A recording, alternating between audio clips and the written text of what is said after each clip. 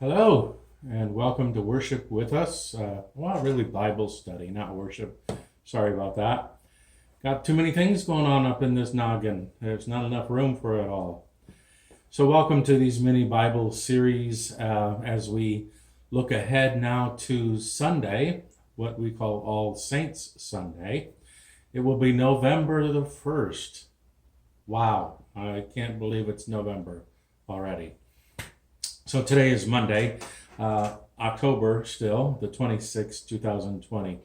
As we look ahead to the Sunday worship, November 1st, 2020, All Saints Sunday. And the text readings for that will reflect the saints.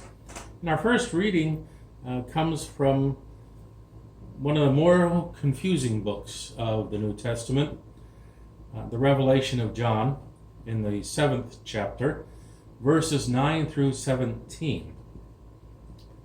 Let me read for you the introduction and then the section for today and some reflections.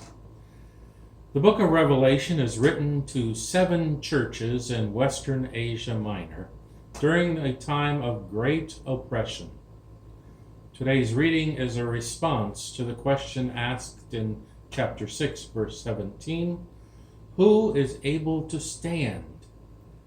The writer gives the faithful the assurance of God's protection and a vision of victory. John writes, "After this I looked, and there was a great multitude that no one could count, from every nation, from all tribes and peoples and languages, standing before the throne and before the Lamb, robed in white, with palm branches in their hands. They cried out in a loud voice, saying, 'Salvation belongs to our God, who is seated on the throne, and to the Lamb.' And all the angels stood around the throne, and around the elders, and the 4 living creatures, and they fell on their faces before the throne and worshipped God, singing, 'Amen.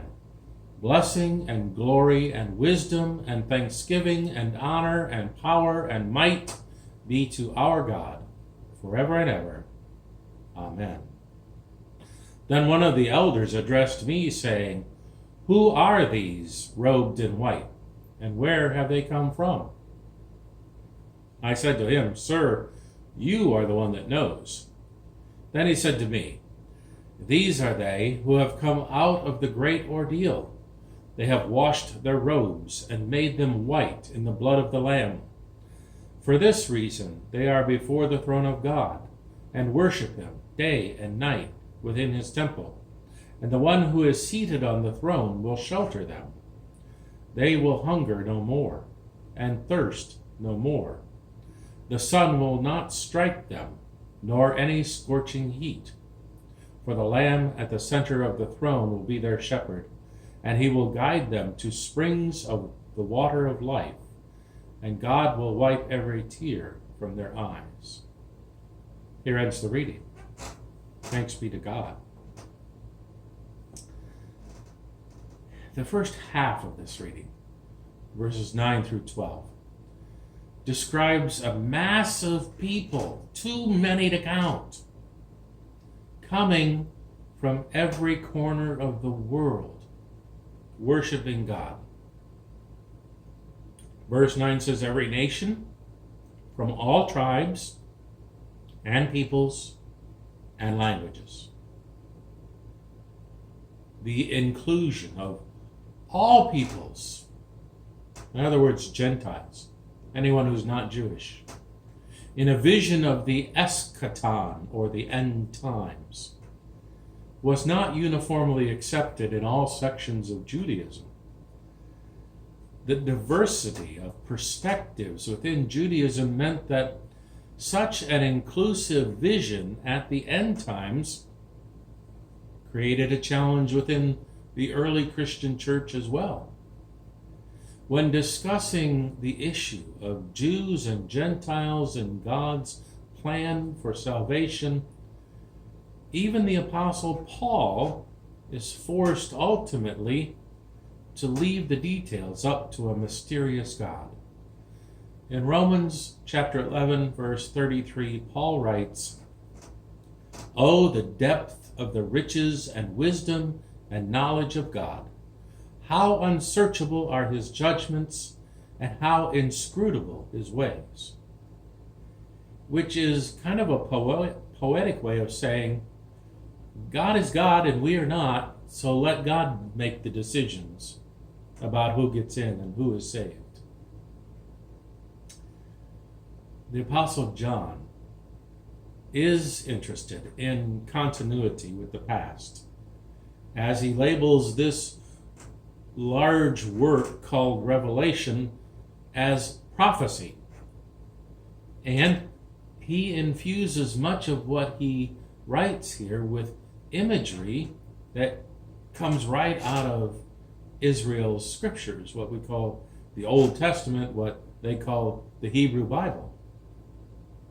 At the same time, a definitive revelation has been given, providing us with a glimpse of the future that's built upon the past, yet one that carves out new channels for God's activity and interaction with humanity. The second half of the reading addresses those who have suffered for their faith.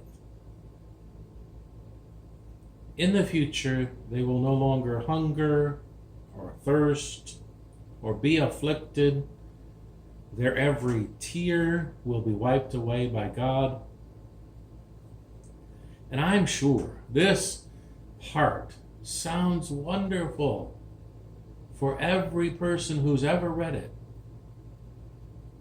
And any one of us can easily read ourselves into this futuristic vision of a place where we will never have to suffer. The potentially difficult question we have to ask ourselves is whether or not we have truly suffered because of our faith. Revelation, this book, was clearly written for a situation of oppression and intense suffering, persecution, torture. The phenomenon of the emperor cult, which is kind of a nice way of saying neighbors were turning against neighbors. So your neighbor could call you out for being a Christian and turn you over to the Roman authorities for torture and suffering.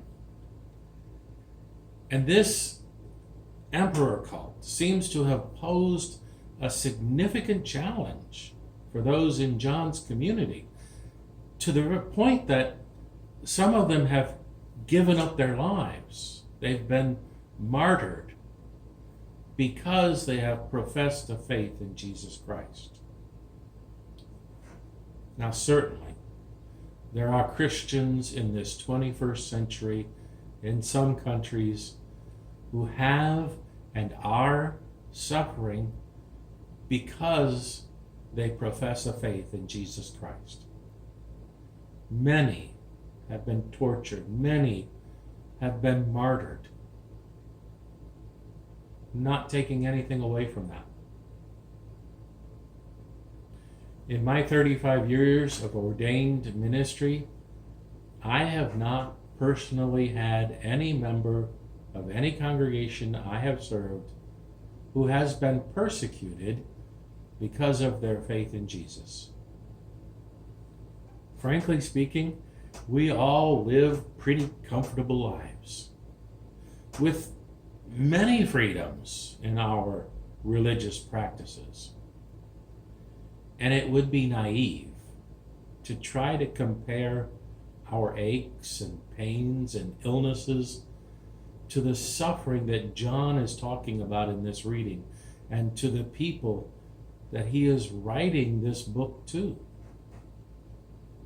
Now, this is not to say that we need to seek out suffering for our faith.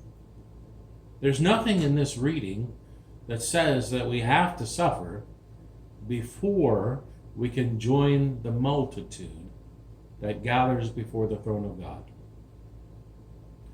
The promise that comes from Revelation, and specifically this reading, is that those who have suffered, those who have been persecuted and tortured and put to death, were not and are not abandoned by God. Thank you for joining me today. This is a tough book. It's not easy to understand. So if you don't understand it, don't beat yourself up. And I do hope you have a good day. Take care as we continue to look ahead to All Saints Sunday, November 1st, 2021 or 2020. Oh, I wish it was 2021. We're so ready to be done with 2020, right? Take care and God bless.